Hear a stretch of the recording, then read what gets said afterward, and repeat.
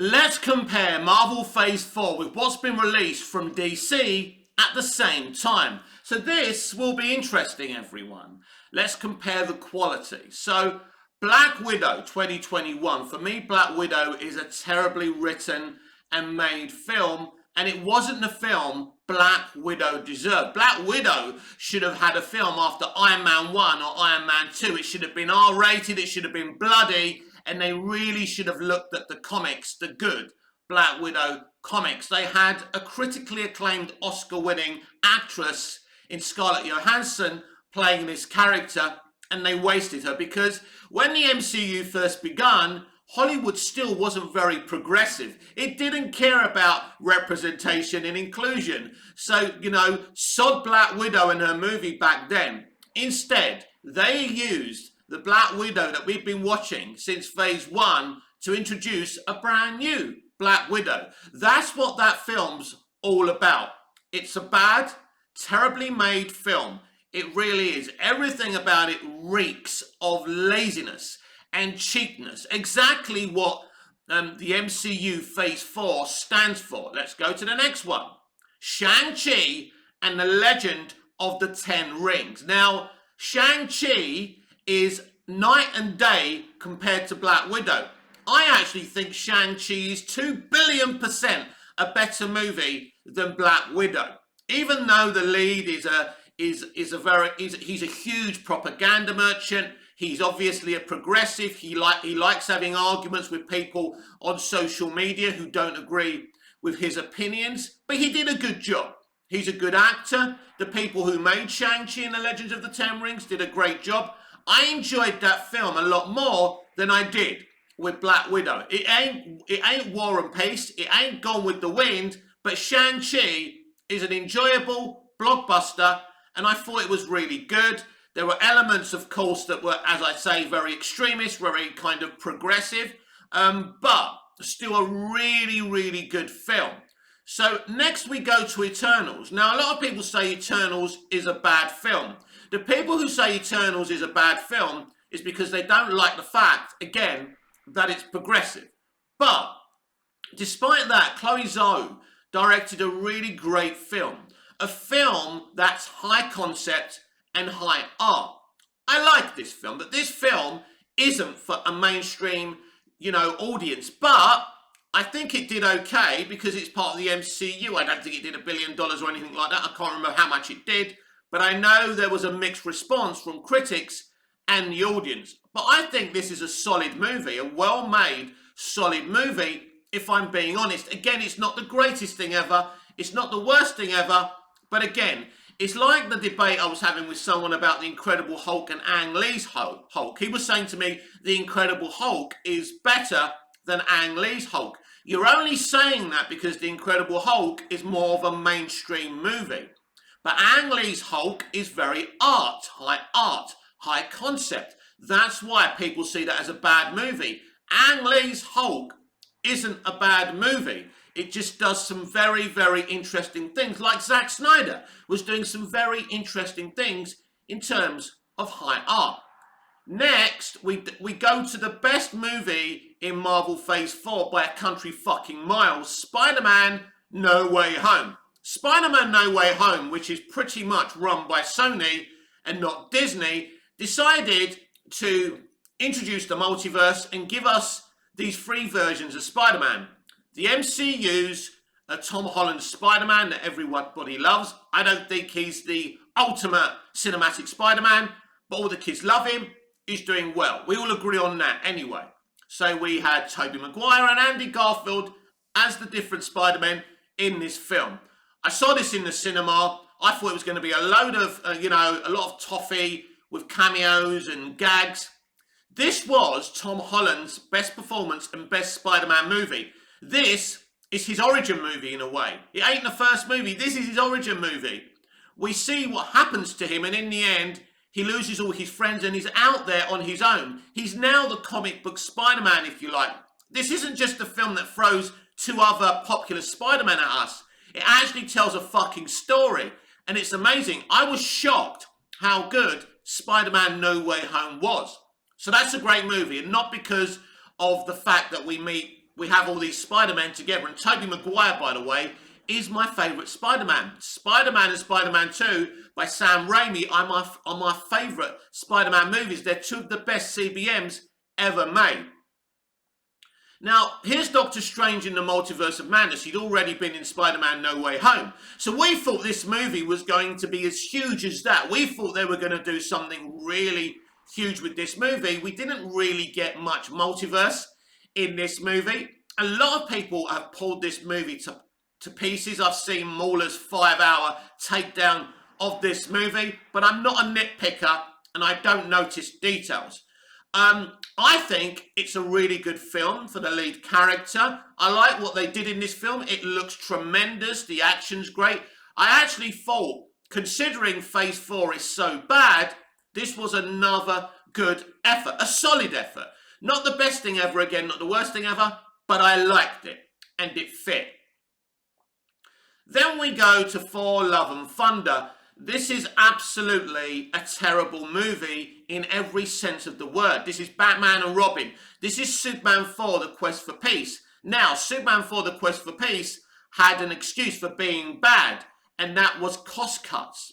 That film's budget was whipped away from it, and that's why it's such a bad movie. Nobody wanted to make a bad movie, but with Thor: Love and Thunder, they were purposely making a bad movie. They had Russell Crowe, Christian Bale. What could possibly go wrong? I still don't know why those guys fucking got involved with this movie. Christian Bale's barely in it. When he's in it, he's the best thing about it. This is a lazy, rushed movie, and we bring back the most unpopular element of Chris Hemsworth's Thor franchise, and it's Jane. Jane is the most unpopular, dull, uninteresting thing about Chris Hemsworth's Thor franchise. This is one of the reasons I loved Thor Ragnarok, not because Taika Waititi did such a great job. It's because we had the Hulk talking, the interaction between Thor and the Hulk are the best things about the movie, but we had no Jane, and that was a good thing. This film is an absolute joke. They make a joke out of this franchise, and it's like Kevin Feige. He's kind of misremembered what the MCU was. The early MCU was literally Tony Stark making a few quips, Roger Moore type quips, and that was it. That was the comedy in the MCU. This is a fucking circus. It's a bad movie. It didn't do very well at the box office, although it had a solid return. I'll say that for it. But this isn't a good movie. So coming soon, it's Black Panther: Wakanda Forever. Now, behind the scenes, this film has been an utter mess. I don't know if you, the fans, actually know that. I know everything that's happened behind the scenes here.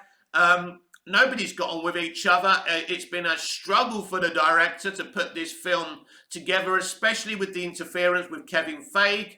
Yeah, it's going to be an interesting result when we see this film, but I'm not motivated to see a film without the OG Black Panther. They're going to make a female Black Panther. We all fucking know that already, probably Shuri.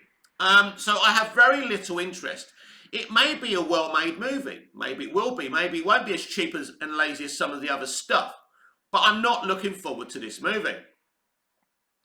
So then we go to Disney Plus is side of Phase 4. Now, Phase 4 was the introduction of the MCU going to D+. So their first effort is definitely their best, which is WandaVision. WandaVision is high concept. It's a great idea.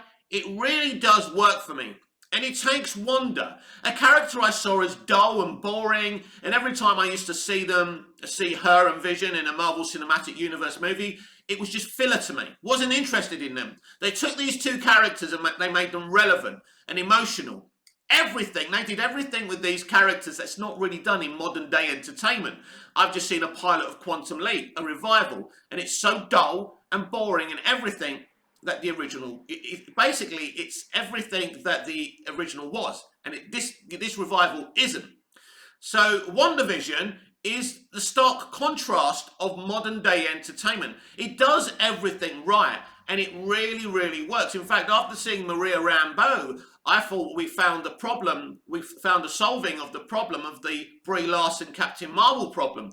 I wouldn't have actually brought back Brie Larson in the Marvels. I would have dumped her and I would have brought Maria Rambeau in another Captain Marvel movie, and I would have somehow interjected that Captain Rambeau is the new Captain Marvel. That's what I would have done. She was very good, great casting, she works. That's what I would have done, and it works with their political agenda as well. Dump the White, Brie Larson, Captain Marvel, and bring in this one, which was very popular. This is a great series. Then we have Falcon, excuse me, then we have Falcon and the Winter Soldier. This is a very well made streaming service MCU project. Yes, it's very progressive. There's a lot of speeches, and the message is hammered over your head. But despite the message, I found myself really enjoying this series, and I thought, yeah, and I'm looking forward to the Captain America 4 movie they're making, and the other thing they're making, the Suicide Squad thing that they're doing, the Thunderbolts, I think is what they're doing. I'm very excited for that. So I enjoyed this project. Loki.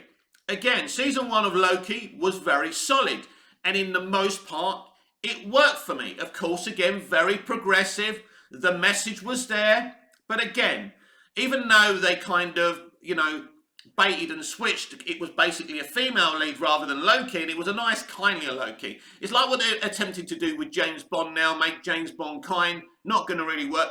The thing is with Loki in this, I mean, he's great, but he's not the Loki we know and love, and that's the problem. But I think it's still a good, solid series. Then we have Hawkeye. Hawkeye isn't fit for purpose. It really isn't. There's so many bad things they did. This was another bait and switch. There's no question about this. And this really was the Kate Bishop show. I like Kate Bishop in this. I like the actress who played Kate Bishop. I think she did really, really well. That's not the point. But most of this was pretty dull and uncompromising, considering the cast we had, the full cast. I mean, and let me just say this about Vincent D'Onofrio's Kingpin. He's the stark contrast of what he was on the Daredevil Netflix series. He's terrible. And when he makes a threat, it's an empty threat, and he ain't going to see it through. If this is what we're going to get in the Daredevil series on Disney+, I'm concerned. Moon Knight is an interesting one. Moon Knight has really, really good elements to this. I really liked the Stephen Grant character at the beginning. He had full of personality. He came across as an ordinary person with ordinary motivations. Once we got to meet the kind of other version of the character, I wasn't as interested in that character. Again, there was a bait and switch in this. Again, I don't think this is the worst Marvel Phase 4 project. It was okay. I'd say this was okay without it being brilliant, and it gets worse and worse as the episodes go on. But I think it started off pretty well. I never finished Miss Marvel. I didn't. I watched the first episode. I really, really liked the first episode, and I thought this reminded me of Smallville, and this is going to be great. They drowned us in kind of education to I think it's the Muslim community. Now, it's great to see these things and see how different cultures work, and I'm happy to see that. It's educational for young people, and even for someone like me, but in the end, they drowned us in that, and there was not really much of a plot or much going on, and I got bored very, very quickly. So, the most recent entry into Marvel's Phase 4 is She-Hulk Attorney at Law. I have not watched it. As soon as I heard there was going to be lots of man-bashing and progressiveness in this series, I wasn't interested in watching it. So I haven't seen it, so I'm not going to pass judgment. I've seen sequences. It doesn't look great, but I can't judge it because I haven't seen it. So my motivation for today's video is to compare all these projects to the very few DC live-action projects we've had since the beginning of Marvel Phase 4. So since Marvel Phase 4 has begun, and please correct me in the comments below if I'm wrong, we've had James Gunn's The Suicide Squad, Matt Reeves' The Batman, and James Gunn's Peacemaker. let me just say this. Only three pieces from DC live action are leaps and bounds better in every single way you can mention than most of the stuff in the MCU's Phase 4. They are. And now I'm not going to say, those three things from DC are better than, WandaVision and Spider-Man No Way Home. I'm not going to be an arsehole here. But most of the other stuff, that's what I'm saying. Collectively, and we're comparing things collectively. Let's look at James Gunn's The Suicide Squad. This is one of James Gunn's greatest efforts. Visually, I think it's his best entry, his best film visually. The art in this film is a lot better, and I think he knew he had a lot to compete with Zack Snyder and other directors who had made great content visually for the DC Extended Universe, and he certainly brought, his A-game, James Gunn, to the table. The story he was telling was very good, and the moral, the message I like. Some messages I like. It's like I like the message in Avatar. It's about talking about social commentary, about how indigenous communities are treated. That's great social commentary. I like some messages.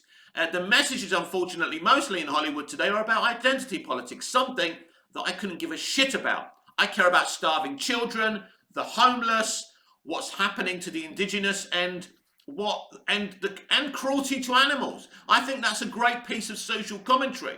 But it's beyond that. We actually get a really good female character for the first time in a long time in modern day entertainment. We have Ratcatcher 2. Well played, well cast. You love that character by the end of the movie. Strong women don't have to be arseholes. Just remember that, Hollywood. Well-made film, much better than most of the content we've seen in Phase 4. Then we get the Batman by one of the best writer-directors in the game, Matt Reeves. This was a very exciting project during the build-up of this project for me, and it never let me down. I wouldn't say this is the best Batman movie, but I will say it's a really good entry creatively. It's very inventive, and it's more kind of faithful to the source material, and that's great. This is not a film that I've rewatched many, many times since I saw it. I've seen it a few times on 4K, but I don't think it has great rewatchability, but I think it's a really good, solid entry, and I'm looking forward to the sequel. And the Batman, again, is leaps and bounds better than most of the stuff in the MCU Phase 4. Now, this is the last project that's been made during all these projects. That's the point I'm making. We've had 3 DC live action projects since Phase 4 started. Think about that for a minute. Sometimes less is more. And in terms of these DC projects, less is more. The MCU have released so much stuff on D+ and in cinemas, and most of it isn't fit for purpose. So let's talk about James Gunn's sequel to his Suicide Squad movie, Peacemaker. Now, I didn't have access to this series for a very long time. I recently watched it on Sky Television, because I have access to Sky over here in Cyprus, and I've now got it on Blu-ray, and I'm very grateful for James Gunn that a streaming show is available on physical media. That's very rare today. But let me just tell you something. I didn't think I was going to like Peacemaker that much. I think it's okay. When I heard about the intro he was doing for each episode, I was thinking, oh, good, we're going to get a bit silly here. But once you delve into it, it's so fucking good. Every character matters. Every character has personality. Again, a stark contrast to the pilot of the Quantum Leap revival, where all the characters are boring, you don't care about what's going on. In Peacemaker, you do care. James Gunn takes characters who are kind of denied from society and shows the motivations and why they are who they are, the shitty people they are, and how they become better people. I don't think there's anyone in the Peacemaker series, or even in his Suicide Squad movie, that's a good person, really. Even Ratcatcher 2, who's a sweet person, she's a criminal. Let's not forget that. But she's a sweet person, right? But she's still a bad person because she's a criminal. Let's not forget that. But he humanizes shitty people. That's what I like about James Gunn. I like that. James Gunn says, let's see what it's like to be in somebody else's shoes. And I really like that element of James's mentality. And Peacemaker is so fucking good. And I actually appreciate seeing the Justice League in the end. And I don't think it was toxic. Some of the characters like Superman and Batman and Cyborg we couldn't see because of the studio, not James. But James said, I'm still going to do this. I want the audience to see my Suicide Squad characters, my Task Force X characters mixing with the Justice League. After all, this is a DC extended universe. So why wouldn't that be the case? So I like that. But it was the emotion. It was the evolution of Peacemaker. And this is the moment that Peacemaker has his evolution. It isn't in the Suicide Squad film. In his introduction, he's still a shitty person with no redemption by the end of Suicide Squad.